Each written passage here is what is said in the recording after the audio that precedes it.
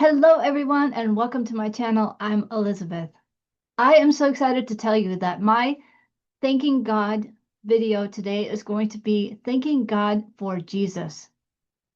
This is part of our series that we're doing with Melissa and Denise, and it has been so rewarding because I've always wanted to build a community on YouTube, and this is what we're doing now. This is just what I've always wanted was a little community where we support each other and we talk about the videos that we've posted and we have conversations because that is what you do when you're learning with other people is you have conversations with them. You connect with them, and that's how you can grow. We can help each other grow, cultivate, just like the mustard seed growing. That I'm so thankful. Like I'm just so thankful. This is what I've always wanted. But anyway, we're doing a Thank God series, and this is my I thank God for Jesus. When like kindergarten through third grade, I went to public school. Not a problem. It's all good.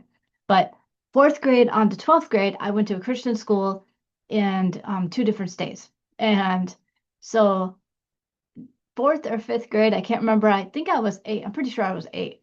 And you know, the way the day was structured is that at one point in the morning we would have um, Bible class. I don't remember if it was first or whatever, but after Bible class, we would have recess. And, I love recess. And so I'd be right out the door. Well, the teacher that day, she must have been talking about the sacrifice that Jesus made for us on the cross because, when the bell rang and it was time to go to recess, I couldn't move. I was just so stuck in my chair. And I was just thinking about what she said. And so, she asked me what was wrong, and I told her that I was thinking about what she said about Jesus. And, so she talked with me a little bit. I don't remember what we talked about, but, she asked if I wanted to ask Jesus into my heart, and I said yes. And so that then and there, I became a Christian. And I feel like it's just been so a part of my life and so important in my life. And I will say, like, I have had Christian parents, and so I think that helps a lot that I have Christian parents. My mom is a lay pastor, but and she also serves in other ways in her church. And so, I've kind of just learned from her how important it is to connect with the church and be involved and but I mean, I think what really influenced me the most was just learning about who Jesus was. I mean, I just love the fact that he loves everyone, no matter where they come from, no matter what background, no matter what gender, no matter what race. I mean, that's how I want to be. I want to reach out to people. I want to love them who they are, wherever they are in their spiritual walk, because we all have different levels of where we are in our spiritual walk. And if somebody's further than somebody else, that doesn't make them better. And they shouldn't act like they're better. They shouldn't act like they're more spiritual or more uh, knowledgeable. Trying to think of the word scholarly. Like they shouldn't act like they're better than other people just because they're further along in their walk. That's just the way it is. Some people have just been able to have opportunities to learn more than others. And we need to be patient with those who haven't quite gone that far yet. In fact, you can reach back and help them, go back, help them, ask them if they have any questions about anything, talk to them. That's what Jesus would do. I just read about the Good Samaritan, about the Jesus and the woman at the well. It's one of my favorite stories. So I was very happy that it became that it was in the plan for me to read it today. I just love that he didn't just, you know, go up to her and say, "Oh, this is what you've been doing wrong and this is what you need to correct." He didn't do that. He just asked her for a drink of water, which that then and there was like the most amazing thing because, you know, the Jews don't talk to the Samaritans. And so, you know, that was just that's just not something you do. And, so that there was an amazing thing. And then there was one time I got to give. a message at church where I talked about the woman at the well, and there's one thing I said that I just love. And, imagine being the woman, and, you know, there is Jesus witnessing to you about himself. Like we go up to people and we witness to them Jesus. But here's Jesus witnessing himself. I mean, it's amazing to think about it. And yeah, so I mean, that's what really draws me so much to be a Christian is the love that Jesus has. That's what I want to do. I want to be like Jesus. I want to give people love. A lot of people will reject God because they're not treated very well by Christians. And so I'm calling you out, Christians. Don't do that.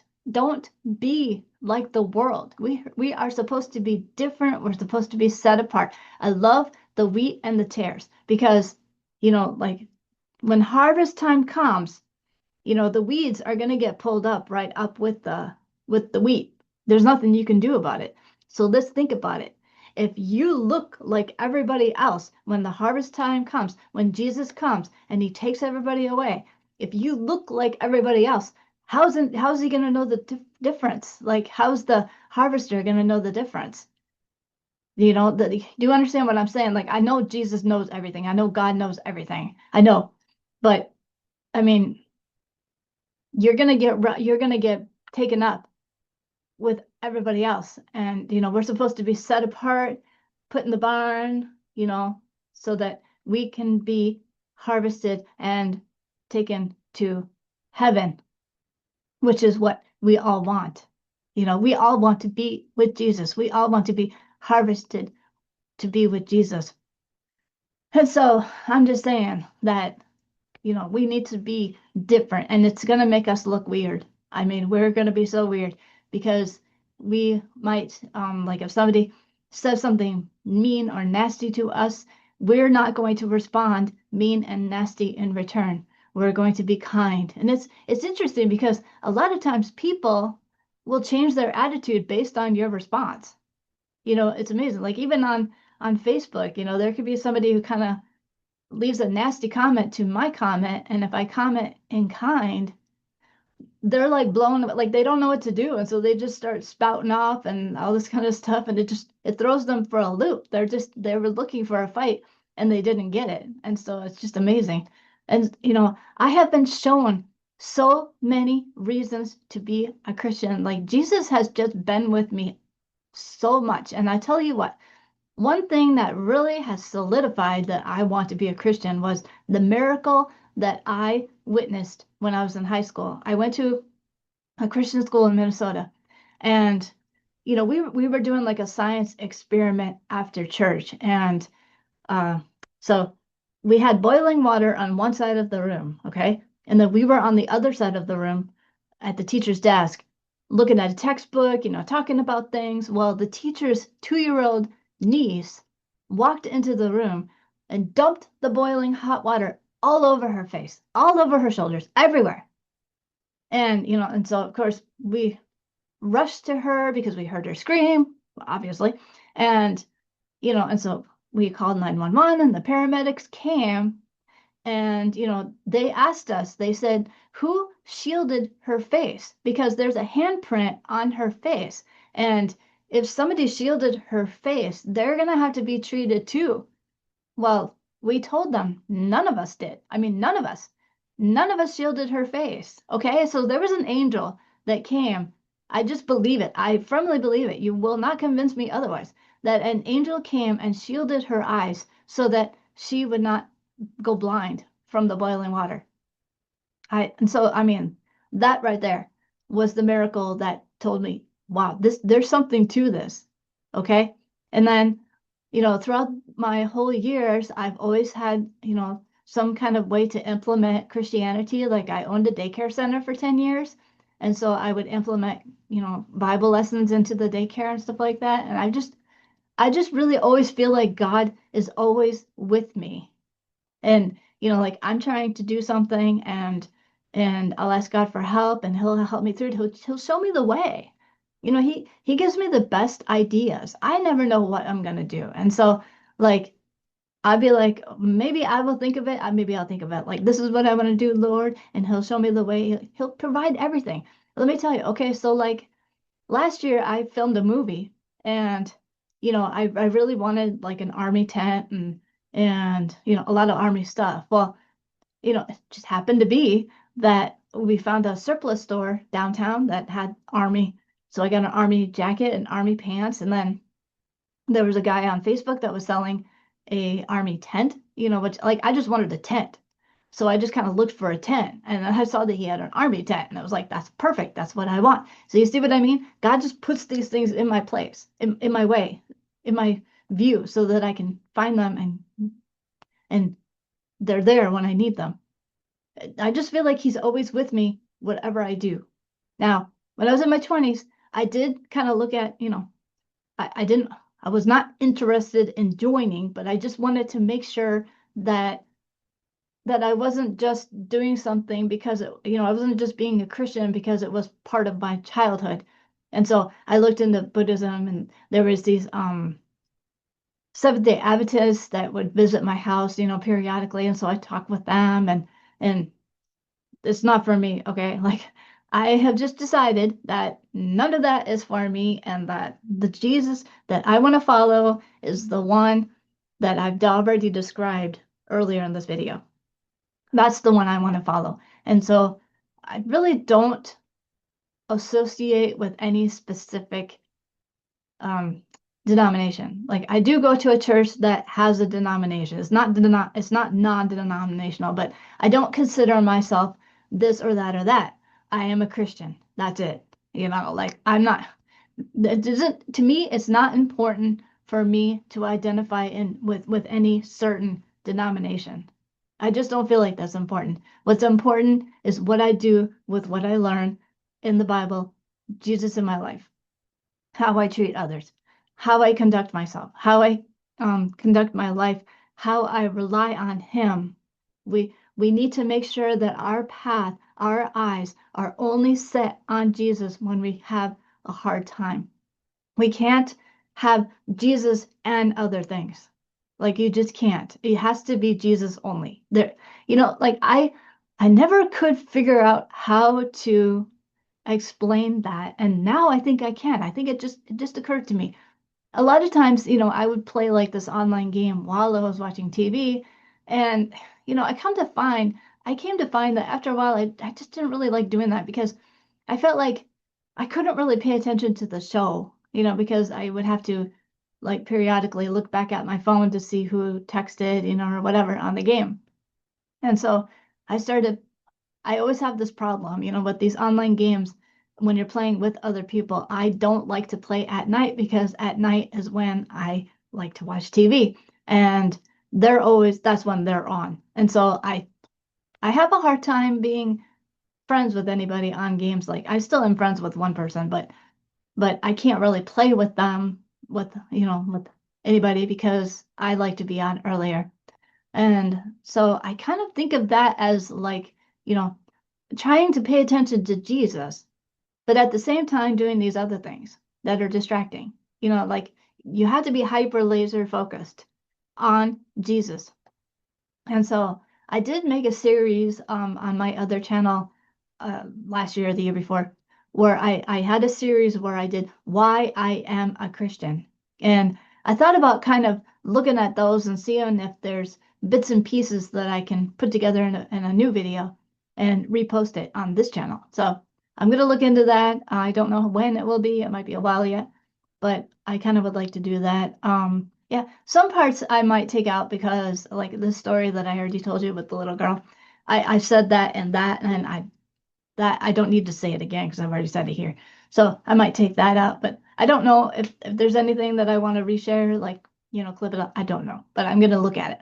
But anyway, there's that series. So yeah, so I mean, so Jesus is my number one. Jesus is always going to be my number one. And I am speaking of which, the harvest time.